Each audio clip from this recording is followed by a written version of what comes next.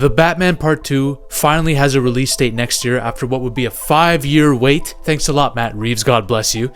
But Matt Reeves has given us some insights on what the story could be. Here's what we know so far. Bruce doesn't want to be Batman anymore, or at least he's questioning his role as Batman after the events of the first film. This takes place in the winter, I believe, after the first film.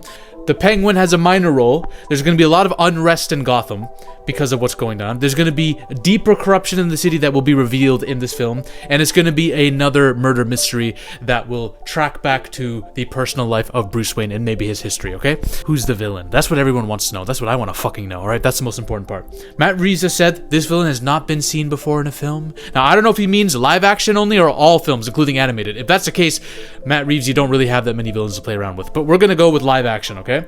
So that means Mr. Freeze is out. Clayface, he was out anyways because they're already doing a movie on him in the DCU. Scarecrow is out. Joker, thank God, is out. I don't want to see him now, and I don't really even want to see him in the trilogy. I know people are... It's rumored that that's going to happen. Court of Owls is the thing I want to see more than anything. But if you were to tell me, gun to the head, Zaffy, is Court of Owls a villain for the next film? I'm probably going to say no. I do think it will be teased, though. Here are the words from Matt Reeves, okay? This villain's going to dig into Bruce Wayne's past life, alright? It's not just going to be a threat to the Dark Knight, but a threat to his legacy and personal life. So he said picking the right villain that digs into Bruce's past and life, that was what drove the discussion for the villain.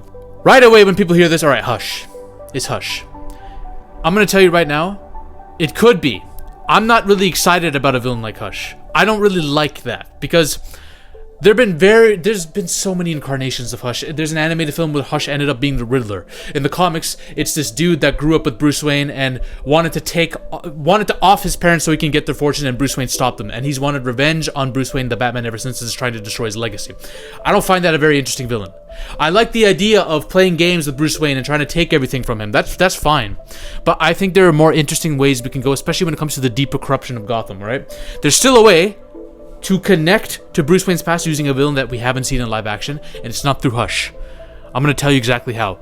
Let me cook. This is going to set up one of the creepiest, darkest Batman stories ever. I don't know if they're going to do it for this reason, because the subject matter we're about to approach is very delicate. Alright, I'm going to set the stage for you. We are at winter. Winter, it's a cold winter in Gotham. Alright, Batman is still fighting crime. Women and even children are going missing. And we don't know why. There are no riddles given to us. There's no logos or symbols being carved into trees. No, none of that shit. There's no clues. People are just disappearing en masse, and it happens to be women and children. They're disappearing without a trace. Meanwhile, Bruce Wayne is questioning whether he wants to be Batman or not. Because after the events of the first one, with what Riddler did flooding the city, he doesn't really know if Gotham needs him. He's questioning that. So we're seeing less of... In the first movie, it was mostly all Batman, little Bruce Wayne. Now, we're going to see a lot more Bruce Wayne in this, because he's not going to be under the mask that much. Then we're going to find our first Jane Doe, our first victim, a body of a woman, one of the missing women. She has been drugged up. There's been a branded symbol on her of some sort that we don't know, and it seems like some kind of ritual was done to her. She was put in some kind of ritual position. Meanwhile, what was in her system happens to be a drug that's a competitor to the drops. You remember the drops, the drugs in the Penguin show and the Batman movie? There's a new competitor, a hard drug, maybe even a psychotropic drug, okay?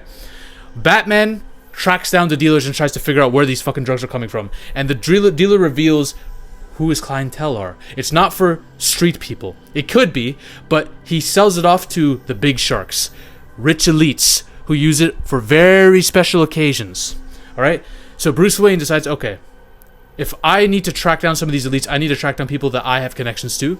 I'm going to go undercover as Bruce Wayne, so I can be more widely accepted by maybe some of these rich people who may be using these hard drugs, and try to see what the source is and if they have any connection to the victims. In the pursuit of going undercover, he is going to find his way to be invited to a mansion party, eyes wide shut style. A mansion party that happens to have elites that are doing this drug, and Bruce Wayne pretends to be interested in it, right? And he witnesses a ritual go down. These elites are wearing masks. Maybe they're wearing owl masks, who knows? But these are not just like sex rituals, because it's a PG-13 movie, right? We're not going to go full eyes wide shut with it, we can't. But it's inferred that things are happening to these women and stuff, and there's a weird other kind of ritual that's happening here, and it's really, you can't really explain it. I don't exactly know what it'll look like, but Bruce Wayne himself can't even comprehend what's happening, okay? He does get intel from one of the women who is seems to be victimized because she doesn't seem to be all there in the head. She seems to be drugged up as well, okay? And he tries to use her and take her back so that he can get all the info out of her, and she tells him, women who know too much and have big mouths tend to disappear around here, and I'm trying not to be one of them. She warns him that this event teases that there are politicians and elites that are part of some kind of cult at the top, okay? Now, this girl, because she spoke to Bruce Wayne and she's seen chilling with him, shady figures from City Hall start following her, okay? From City Hall, all right? Indicating to us that, yeah, the law has also been taken over by this cult. So some of them start following her. Maybe they try to even freaking take her or kill her. Batman saves her and beats the shit out of them, okay? Meanwhile, we have more Jane Does popping up. As a result, more bodies are found. Bruce and Alfred have a talk after Bruce reveals to him what he's seen. And Alfred tells him that Bruce's father was also very wary of people from City Hall watching him. People sent by the politicians. Bruce Wayne's dad thought that he was going to be killed, assassinated at some point. There were some people, higher up people, that wanted him gone. During the course of detective work with Jim Gordon, it's revealed that there are several victims that belong to a specific company. Several of these female victims that have been found seem to belong to a company, Wayne Enterprises. They worked there in some capacity. So when Bruce Wayne starts digging in to see the records, it's revealed that there were several complaints made about a specific employee. A lot of the women were complaining about one employee there, an employee named Jarvis Tetch. I think that's how you pronounce his name. And since then, Jarvis Tetch has not been found. His identity, his whereabouts have not been found. It's like he's disappeared off the map completely. Remember that chick that Bruce Wayne found from the elite mansion party? Batman is keeping tabs on her and tells her, do not try to go anywhere. I'm going to keep you stationed here. Maybe he puts her in a penthouse or something to protect her because she's like his informant now, right? But she doesn't listen to him. She tries to go out of her bounds and tries to do some shit. I don't know. And she ends up getting kidnapped as a result of this. Good thing he put a tracker in her boot or a purse or something so he could figure out exactly where she's going to go because, he's Batman smart. He knows this chick's not going to listen to him. She wakes up, and this is where the reveal. I think this is going to be like the end of the second act. She wakes up drugged up in this very weird Wonderland-looking location. Y'all know where I'm going with this. Multiple bodies of women are seen in this location, all right? Or it's inferred that more than one woman have been brought to this place, okay? We don't know where this place is. She goes through this maze, this elaborately built maze in this Wonderland location, until she gets to the center and meets him, our friend the Mad Hatter, sitting on his table, waiting for his tea party to begin. Basically, she's strapped down, and it's revealed what really is going on. Mad Hatter starts using this hypnosis technique / technology on her. I don't want it to be like a weird chip technology because that's too comic booky, but he does some weird kind of hypnosis on her. Now, he starts saying things like, they like you, they still want you, but they let me decide your fate. So it's revealed that Mad Hatter is working for this organization of elites. And he has two roles for the higher-ups. He blanks the memories of victims from the cult, from their rituals and elite parties in the mansion, or he compels the victims and controls them using hypnosis to be willing to acts that they would never be willing to. It could be sexual depravity acts or ritual acts. And Mad Hatter himself takes advantage of them in this state. Molests them and shit. This is where I told you, bro. This is where it's getting dark here. We don't need to see him do it, but it's widely inferred that's what he does. And in his comic book character's done this shit, right? That's what's happening here. That's what his tea party is. His tea party is him trying to fuck these compelled women. So the Batman intervenes and tries to stop it. And the third act is basically him infiltrating this Wonderland place that this Mad Hatter's created, fighting off the Mad Hatter, fighting off his goons, blah, blah, blah, blah, taking on the Mad Hatter and figuring out what the hell the Mad Hatter wants, what his goals are, what is the deal with this weirdo, and why he's working for the elites, all right? At some point in the third act, it's going to be revealed that the technology that the Mad Hatter was working on with Wayne Enterprises, there was a couple people on the board who signed off on it, okay? I want it to be revealed that Thomas Wayne, Bruce Wayne's dad and mom maybe, were members of the Court of Owls. This cult that incorporates City Hall, corporations, gangsters, politicians, lawyers, and celebrities. A lot of elites, a lot of rich people are doing shit. Weird, seedy shit, and we still don't know what it is.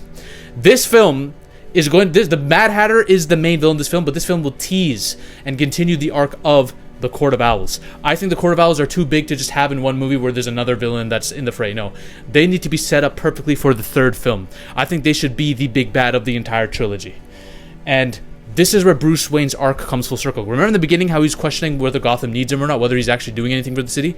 Now, because of what he's learned, the big conspiracy at the top of the city, now he's decided this city needs me more than ever now. They do need me. I need to be Batman. If I don't, I can't stop this cult just as Bruce Wayne, and I can't stop it just as Batman. I need to become both. So this is where we get Bruce Wayne basically accepting that he can be both, being the philanthropist, cocky persona of Bruce Wayne, and the vigilante, the Batman. And that's where we get the third movie. Did I cook?